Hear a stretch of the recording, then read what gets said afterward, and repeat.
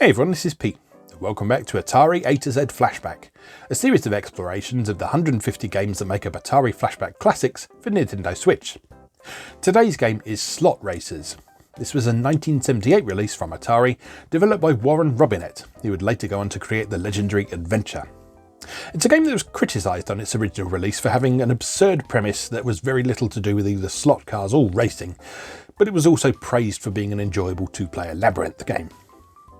The game offers 4 different mazes and various options, including the speed of the cars you're driving and the behaviour of missiles. It's not as well known as some of the other competitive 2-player titles on the 2600, but it still has the potential to be a bit of fun. So, let's go play Slot Racers. Okay, welcome once again to Atari Flashback Classics, where today we're taking a look at Slot Racers.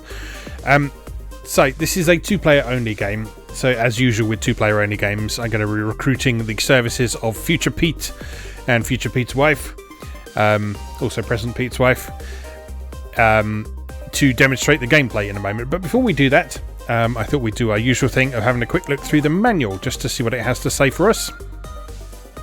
So here we are, how to play Screech, Pow, Smash. This is the Super Chase scene, and you're in it, right behind the wheel of a Super Chase-mobile car equipped with power and incredible gadgets. So this is a fairly basic maze-based deathmatch, with the twist being that you're driving a car. And so when you're moving, you're sort of constantly moving. You can speed up and slow down, and you could even stop altogether. But you don't have quite the same freedom of movement that you do in a game where you'd be something like Maze Craze or something like that, where you're controlling what's supposed to be a person. So each player steers one car through the maze, chase your opponent and attempt to hit him with one of the secret missiles fired from your car headlights. You score a point each time you hit your opponent with a missile. The differences between the 9 games are the speed of the cars, the speed of the missiles, and the direction of the missile path. We're not going to show you every single possible game in this because there's actually quite a lot of different variations of this, but we're going to give you a look at the various different ways you could play this game. So use your joystick controller to steer the car and fire missiles. So you push forward to accelerate, backwards to brake, and push left and right to turn left and right. So you're not pushing the direction you want to go on the screen, you're pushing which direction you want to turn when you reach a corner or a junction. To fire a missile, after you fire a missile, there are 3 ways the missile can travel. Control the way the missile travels with your joystick controller. If you want the missile to turn left after firing, push the joystick to the left as you press the red controller button. To turn the missile to the right after firing, push the joystick to the right as you press the red controller button. The missile will automatically turn at every corner, except in games 8 and 9, when you press the red controller button without pushing the joystick. In steering the car, note that you cannot turn the car into the wall. The car will automatically take a corner to avoid crashing into a wall. After turning your car or missile onto a street, remember to return the joystick to its center position. You score 1 point each time you hit your opponent's car with a missile. First player to score 25 points wins the game. When the difficulty is in the B position, B for beginner, remember, A for advanced, you can shoot consecutive missiles. Note that if a previously fired missile is still on the screen when you fire a new missile, the old missile will disappear. In A position, you cannot fire another missile if you already have a missile on the screen. Before you can fire another missile, the missile on the screen must hit your opponent's car, or you must retrieve the missile on the screen by steering your car into it. Okay, and then here's all the different variations here. So games 1 to 4 each have 4 mazes, and these games feature missiles that travel faster than the cars. And within that, there are several different speed values of the cars that you can do. Games 5 to 7, we actually didn't play these ones, but in these ones the cars travel faster than the missiles. So that puts a slight different twist on what's going on, but provides the same mazes and the same missile mechanics. Games 8 and 9, meanwhile, offer a surprisingly radically different game mechanic, which is that your missiles don't go around corners like they do in the other games. They just stop if they reach a dead end. So yeah, you have to go and grab them or fire them again and that sort of thing, and that really changes up the strategy of the game. It's quite an interesting game mode. But yeah, that is everything there is in Slot Racers manual. So all that remains for me to do is to hand over to Future Pete and show you how this game works. So see you in a moment. Okay, Future Pete here, and we are here with slot racers. I'm here with my wife, and we are going to play some slot racers. So, I am driving the yellow car, and my wife is driving the red-orangey car, and it's deathmatch.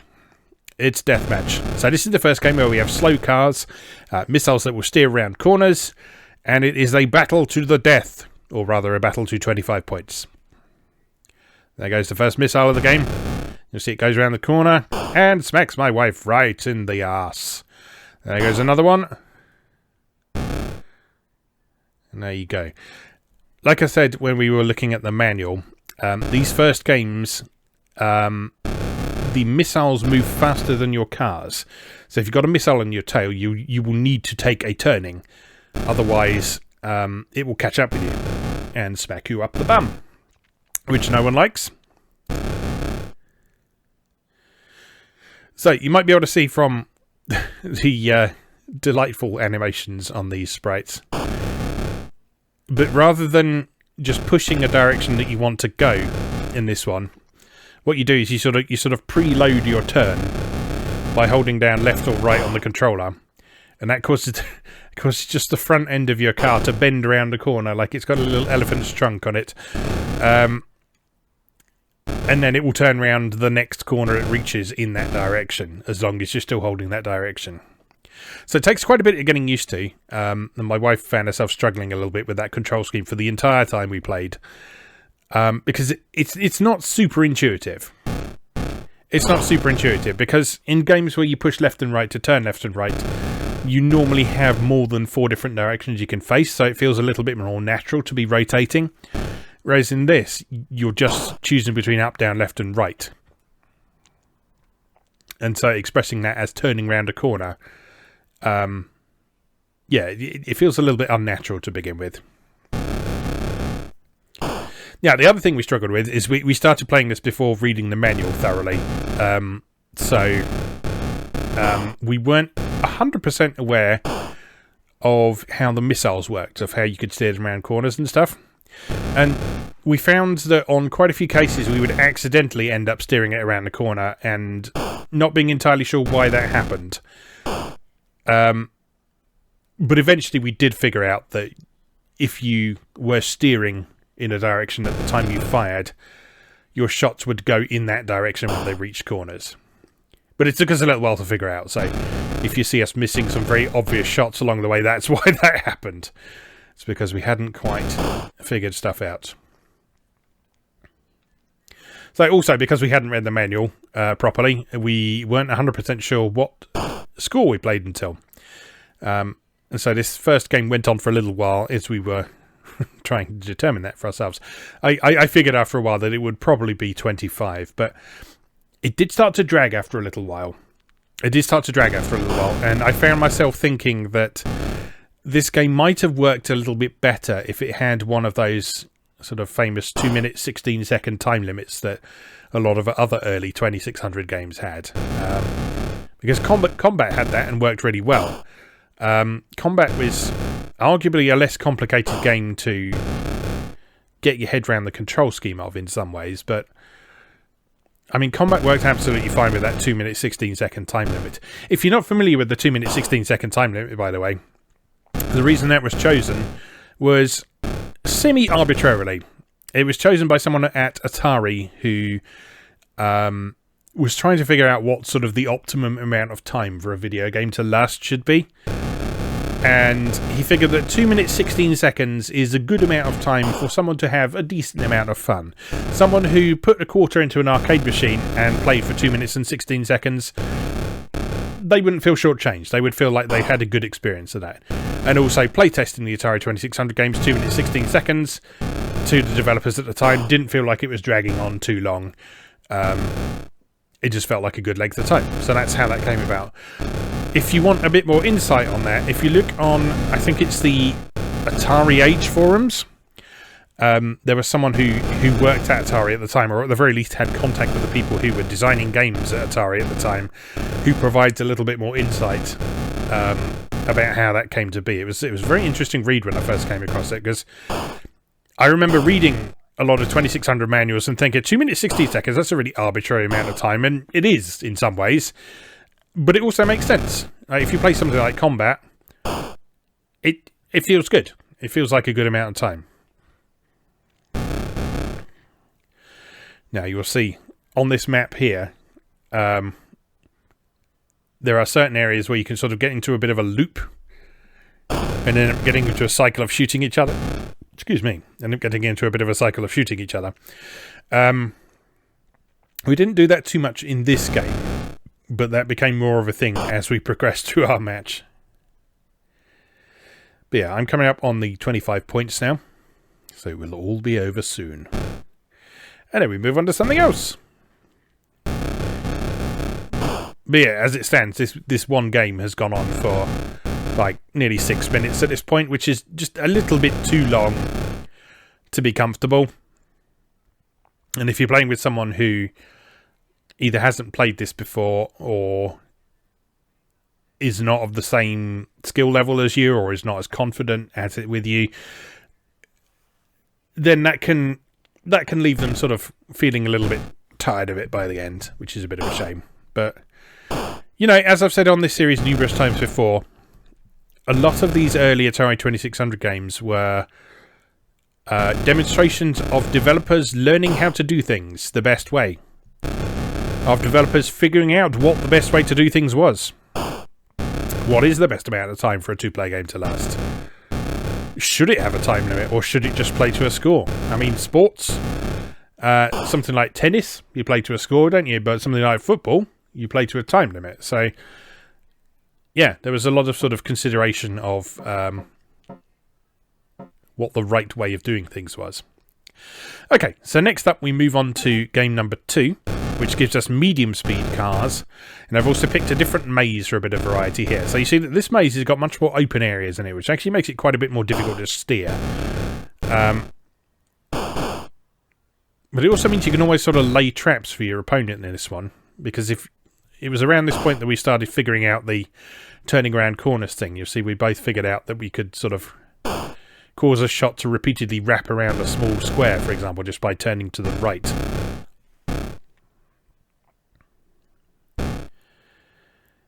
But yeah, I found this quite an interesting level, just because the design of it is so different to other maze games at the time. Most other maze games of the time just had pathways that were a single square wide. They tended not to have these open spaces here. And when you combine that with the unusual control scheme that this game has, it makes for something markedly different from other maze-type games of the era.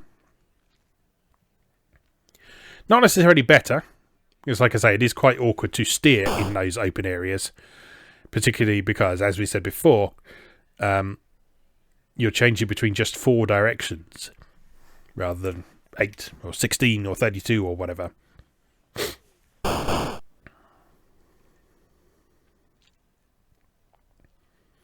But yeah, this made for a fun match, and my wife was starting to develop a bit more confidence with controlling the car. She still wasn't 100% comfortable with it, but she was getting the hang of how to steer the shots around corners, how to lay traps for me, how to avoid putting herself at risk quite so much.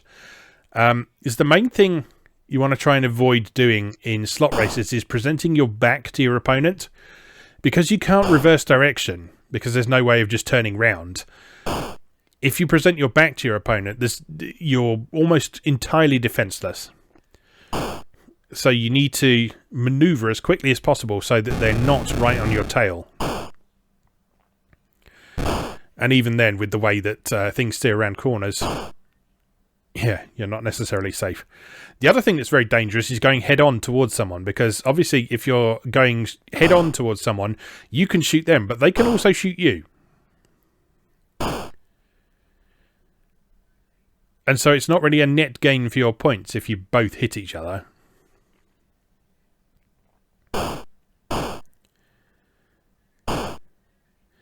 One thing that we weren't doing a whole lot in this game, in this particular match, was varying our speeds. Because actually varying your speed in this game, I say that as my wife pulls to a complete halt.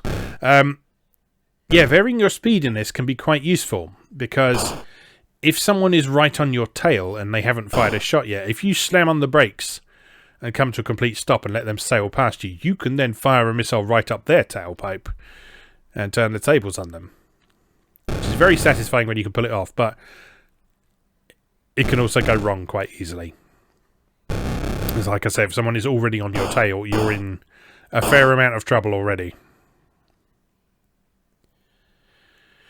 Okay, 23-13.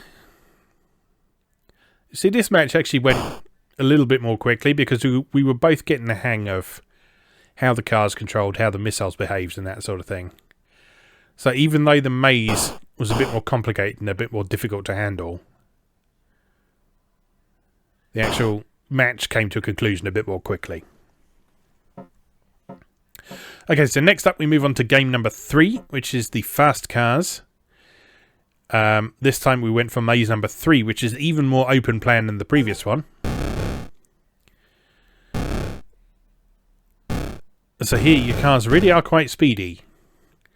And you see, because the shots move faster than the cars in all of these first game modes, the shots are even quicker. So if you want a really fast-paced game where things will probably be over quite quickly with two reasonably evenly matched players, then yeah, this is the one to go for. This is not the mode to start with, however, especially not on this map. Because, as you can see, again, with those large, wide open spaces... This is one of my favourite little moments here. And this is a good demonstration of how braking would have helped me. Yeah, there we go. If I had braked at the right time, then I would have been able to let my wife go past me and fire an extra shot or two into her. But as it is, she came out on top after that little encounter.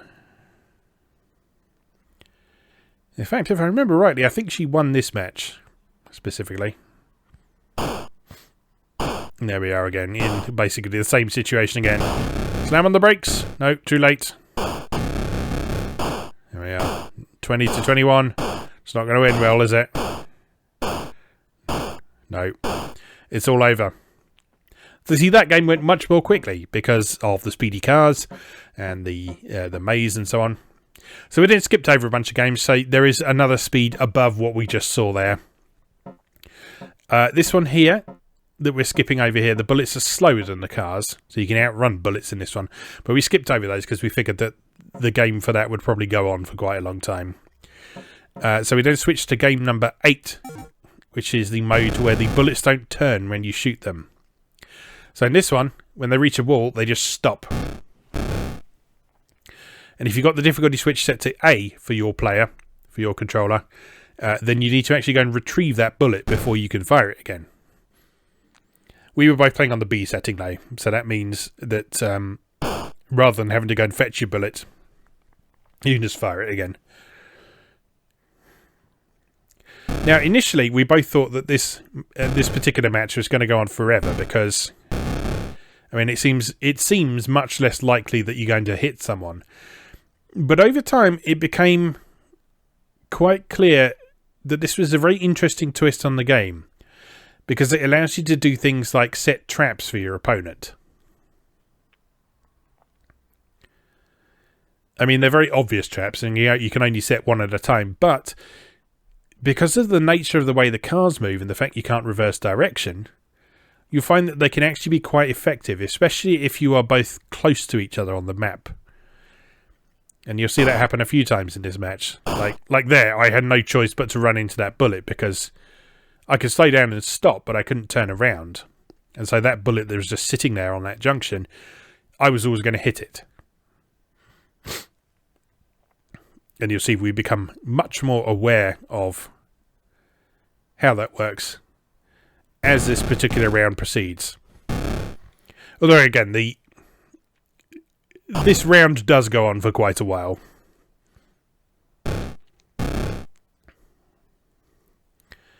And indeed, a short way into it, we were both a little concerned that neither of us were going to make it to 25 before one of us wanted to actually kill the other one. But yeah, no, we stuck it out. We stuck it out to the bitter end, and we saw what we could achieve. My wife just parking up there. Me struggling to maintain control of my car up at the top.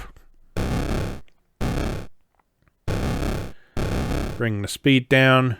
Slowly approach. And fire! And then I ran straight into her bullet and completely undid any good that I did with that nice shot. And then I crashed into her bullet. But then I successfully pulled off the braking move. Let her sail past me. Fire a shot. Jobs are good.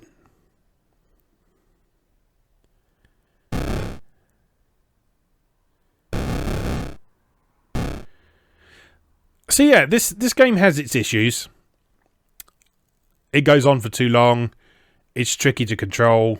Some of the mazes are questionably designed, but I don't hate it. I don't hate it. I actually rather like this as a two-player game. And if you're playing with someone who is up for what this game has to offer, who is willing to, here we are. This is a good example of what I mean. Like here, neither of us can do anything because we can't turn around. We can't change direction. We can't turn. The only thing one of us could do is just take the hit. Take the hit and allow things to proceed. It was just a case of who was going to give in first. And it was always going to be me. It's always me. But yeah, as a two-player game, this is good fun. It takes a little bit of explaining to someone who's new to it, particularly, as I say, the control scheme and the concept, really. Because part of the trouble with this game is the title Slot Racer sets a certain sort of expectation which the game absolutely does not deliver on. In that you're not racing, it's not a simulation of slot racer cars. It's an interesting vehicle-based deathmatch game set in mazes. Whereas I think people coming to a game called Slot Racers for the first time would probably be expecting something a bit more like, I don't know, Street Race or something like that. Or Sprint. But as it stands, this is what we've got in all its low-definition glory.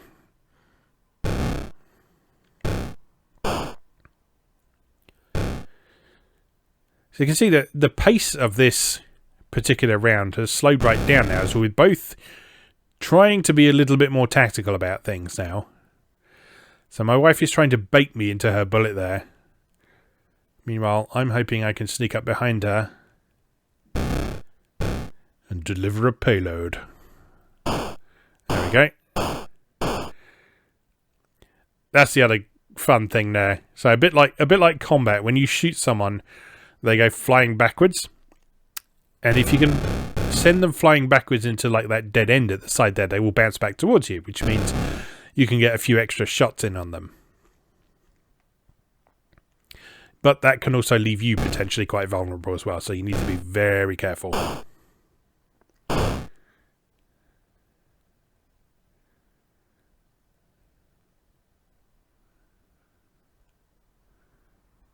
But yeah, still going.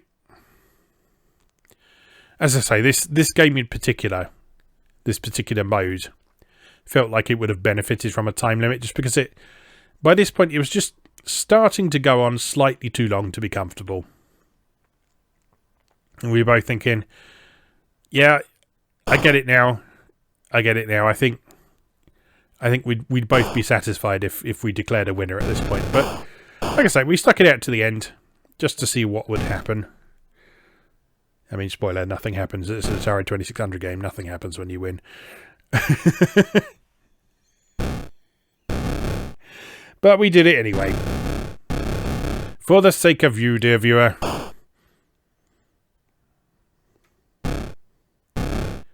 But yeah, as I say, I don't hate this game. I think it's quite good. As a two-player deathmatch game, there are better offerings on the 2600. I mean, combat, which I've already mentioned, is the most obvious one. But if you've played combat to death, which a lot of 2600 enthusiasts probably have, then this is a good choice.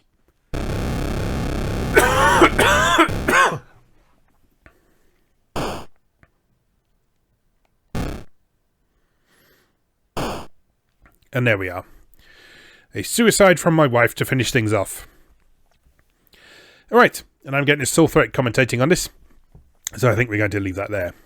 Hopefully that's given you a good look at slot races and how that all works. So it just remains for me to say, as always, thank you very much for watching, and I'll see you again next time.